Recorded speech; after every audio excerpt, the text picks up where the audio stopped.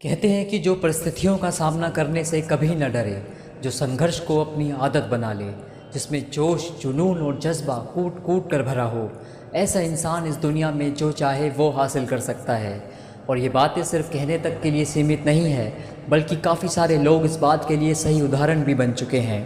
जैसे कि आज हरियाणा के पानीपत के रहने वाले 23 साल के नीरज चोपड़ा बन चुके हैं, जिसके कारण आज पूरा भारत इन पर बहुत ही गर्व महसूस कर रहा है।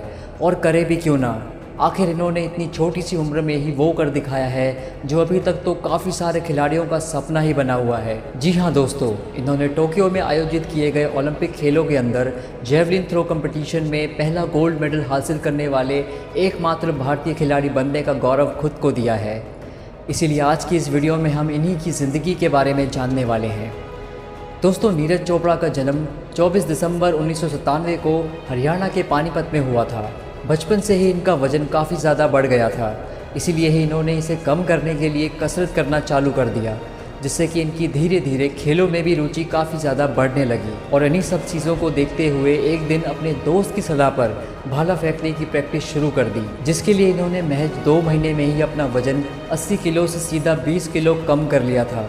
परिवार की कंडीशन उतनी अच्छी ना होने के कारण ये एक अच्छी क्वालिटी की जेवलिन नहीं खरीद सकते थे, इसीलिए इन्होंने 6-7 हज़ार रुपये इकट्ठे किए और एक ठीक ठाक सी जेवलिन खरीद कर उससे अपनी आगे की प्रैक्टिस जारी रखने लगे।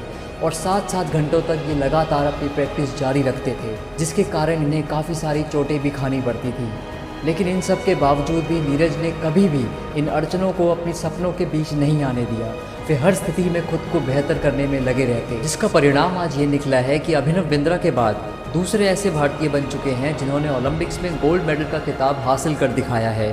ये इनकी पक्की लगन और इनका आत्मविश्वास ही है जो आज इन्हें यहाँ तक ले आया है।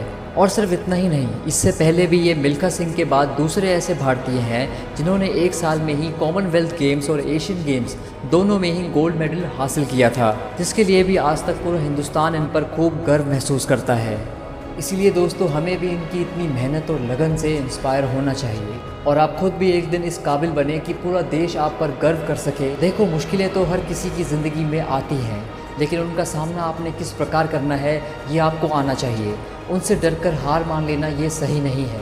नीरज के भी कंधे में इंजरी होने के कारण ये काफ़ी समय तक किसी भी इवेंट में पार्ट नहीं ले पा रहे थे, लेकिन इन सब के बावजूद भी इन्होंने कभी हार नहीं मानी और हमेशा से अपने टारगेट पर फोकस करके रखा। बल्कि नीरज आज भी अपनी इस जीत का खिताब अपने फोकस को ही देते हैं, क्योंकि इसी के ही बदले इन्होंने आज पूरे हिंदुस्तान का गौरव बढ़ाया है।